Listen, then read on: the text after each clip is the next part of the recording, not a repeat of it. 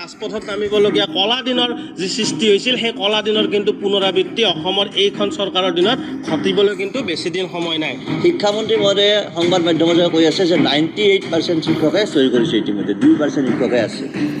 অৰ্থাৎ 2% শিক্ষক থাকিলে আমাৰ 25,000 শিক্ষকৰ মাত্ৰ কিমান থাকিব? 500জন নহয়, 500জনৰ কমি যাব। শিক্ষামন্ত্ৰী মহোদয়ে যি 2% কথা কৈছে, 35,000 শিক্ষকৰ যদি 2% আমি হিচাপ কৰোঁ মাত্ৰ 707জন শিক্ষক হয়। আৰু আমাৰ উদাহৰণস্বৰূপে যোৰহাট জিলাখনতে 754জন শিক্ষকে স্বাক্ষৰ প্ৰদান কৰা নাই। মানে এখন জিলাতে 2%তকৈ অধিক শিক্ষকে স্বাক্ষৰ প্ৰদান কৰা নাই। যে আপোনালোকে জানে যে যোৱা 7 ডিচেম্বৰ তাৰিখে আমাৰ লগত মুখ্যমন্ত্ৰী মহোদয়ে এখন মিটিং কৰিছিলে, সভা কৰিছিলে। আৰু তাতে আমাৰ অসমৰ প্ৰতিখন জিলাৰ পৰা 4জনকৈ প্ৰতিনিধিক মাতিছিলে। আৰু মাতি তাতে আমাক আমাৰ নিয়মীকৰণ সন্দৰ্ভে আমি যিবোৰ দাবী উত্থাপন কৰি আছিলোঁ সেই সম্পৰ্কে আমাক কিছুমান সিদ্ধান্ত দিছিলে। সেইদিনাখন যে আমাক অপশ্যন দিয়া হ'ব। সেইদিনাখন মিটিঙতে কৈছিল মুখ্যমন্ত্ৰী মহোদয়ে যে আমাক এটা অপশ্যন দিয়া হ'ব আৰু আমাৰ যিটো নিয়মীকৰণ হ'ব যে আমাৰ চাকৰি সম্পূৰ্ণ নতুনকৈ হ'ব, তেনেকৈ নতুন পদ্ধতিৰে হ'ব। আৰু এখন অপশ্যনখন দিব যিসকলৰ দৰমহা কমি যাব বুলি ভাবিছে। নতুনকৈ হ'লে আমাৰ দৰমহা বহুত কমি যাব, প্ৰায় 15,000 টকাৰ ডিফাৰেঞ্চ আহি যায়। আৰু সেইমতে আমি প্ৰতিবাদ কৰিছিলোঁ যে আমি নতুনকৈ হ'লে আমাৰ অসুবিধা হ'ব, কাৰণ বহুতৰে এতিয়া বৰ্তমানত দৰমহাত চলি আছোঁ আৰু বৰ্তমান দৰমহাত আমাৰ লাইবিলিটিছ আছে চবৰে, চব পৰিয়ালৰ, গতিকে আমাৰ যথেষ্ট অসুবিধা হ'ব। তেতিয়া মুখ্যমন্ত্ৰী মহোদয়ে ক'লে যে আমি তেতিয়াহ'লে আপোনালোকে য'তে আছে, যি জেগাত কৰি আছে এইটোতে থাকক, এইটো দৰমহা থাকি যাব।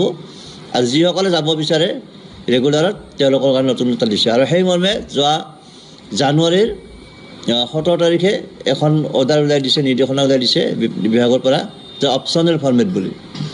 অপশ্যনেল ফৰ্মেট, তাতে যিসকলে চহী কৰে, স্বাক্ষৰ কৰিব তেওঁলোকে ৰেগুলাৰত যাব পাৰিব। অহা এপ্ৰিল মাহৰ পৰা হ'ব ৰেগুলাৰাইজেশ্যন। আৰু তেওঁলোকৰ নতুন ইনিচিয়েল পে' হ'ব আৰু পূৰ্বৰ একো বেনিফিট তেওঁলোকে ক্লেইম কৰিব নোৱাৰিব, তাতে স্পষ্টকৈ লিখি দিছে।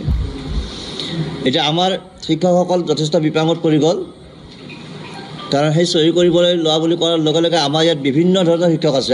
আমাৰ 2012 চনত জইন কৰা আছে, 12 চনৰ পৰা কাম কৰি থকা আছে, 2017 চনত পোৱা আছে, 2021 চনত নিযুক্তি পোৱা আছে, 2022 চনত নিযুক্তি পোৱাও আছে আমাৰ মাজত। আৰু এছাম আছে ষ্টেট পুল শিক্ষক বুলি, তেওঁলোকে প্ৰায় 9,500জন আছে। আৰু তেওঁলোকৰ 2017ত হৈছিল, তেওঁলোকৰ ফিক্স হৈছিল। তেওঁলোকৰ আৰু এপইণ্টমেণ্ট ছিষ্টেমটো অলপ বেলেগ আমাতকৈ, আমাৰ লগত নিমিলে। গতিকে তেনেকুৱা বিভিন্ন ধৰণৰ কথা হেতুকে এই অপশ্যন ফৰ্মেটখনে আমাক মানে কিছুমানৰ ক্ষতি বেছি হয়। এতিয়া 2012খিনি বহুত ক্ষতি হয়। আমি 11টা ইনক্ৰিমেণ্ট লছ কৰিব লগা হৈছে, লছ কৰিব লাগিব যদি আমি ৰেগুলাৰ অপশ্যনটো চইচ কৰোঁ, বাছি লওঁ। আৰু 2021জনৰ লাভেই হ'ব, তেওঁলোকৰ লোকচান নহয়, মাত্ৰ এটা ইনক্ৰিমেণ্ট লোকচান হয়। তেনেদৰে ষ্টেট পুলখিনিৰো বেছি লোকচান নহয়, মাত্ৰ দুটা ইনক্ৰিমেণ্ট লোকচান হ'ব। দুটা ইনক্ৰিমেণ্ট লোকচান হ'লে সেইখিনি NPS-ত এডজাষ্ট হৈ যায়, গতিকে তেওঁলোকৰ লোকচানৰ সন্মুখীনে নহয়, তেওঁলোকে হাঁহিমুখে ল'ব পাৰিব। গতিকে তেনেকৈ বিভিন্ন যিহেতু কেটেগৰী বিভিন্ন সময়ত নিযুক্তি পাইছিল, গতিকে তেওঁলোকে সেইখিনি অপশ্যন বহুতে লৈ ল'লে।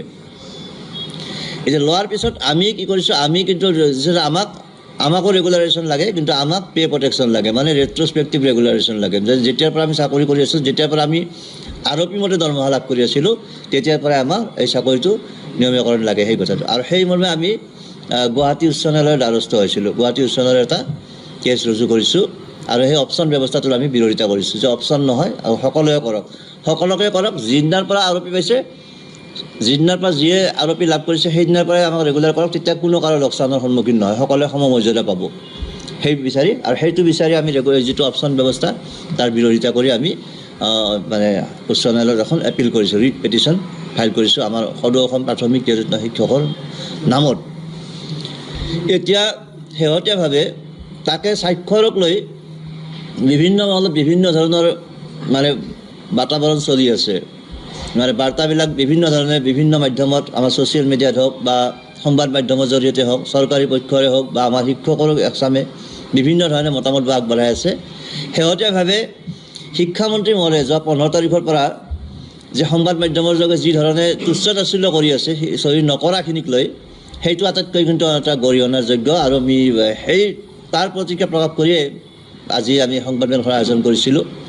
শিক্ষামন্ত্ৰী মহোদয়ে এটা সংবাদ মাধ্যমত কৈছে যে আমাৰ প্ৰায় 35,327জন 35,327জন শিক্ষক আছে আমাৰ টোটেল মুঠ শিক্ষক ষ্টেট পুল লৈ তাৰে ষ্টেট পুল 9,500 আৰু আমাৰ প্ৰায় 25,500জন এতিয়া এতিয়া এই 25,500 শিক্ষকৰ আমাৰ হাতত তথ্য থকা অনুসৰি আমাৰ প্ৰায় 47% শিক্ষক আজিৰ দিনত 47% শিক্ষকে সেই অপশ্যন ফৰ্মত চহী কৰা নাই আৰু 53% শিক্ষকে চহী কৰিছে অৰ্থাৎ আমাৰ প্ৰায় 12,000 শিক্ষক আমাৰ লগত এতিয়াও আছে চহী নকৰাকৈ মানে এইখিনি বেছিভাগে মানে 2012ত নিযুক্তি পোৱা 14ত নিযুক্তি পোৱা তেনেকুৱা 17ৰো আছে কিছুমান এইখিনি আছে আৰু তাৰ পিছৰখিনি মোটামুটি চহী কৰিছে এতিয়া সেই সমীক্ষাটো সেই হিচাপটো আমাৰ হাতত তথ্য আছে গোটেই জিলা পৰ্যায়ত আমি দিব পাৰিলে জিলা হিচাপত আমি দিব পাৰিম আমি সংগ্ৰহ কৰিছোঁ গোটেইবিলাক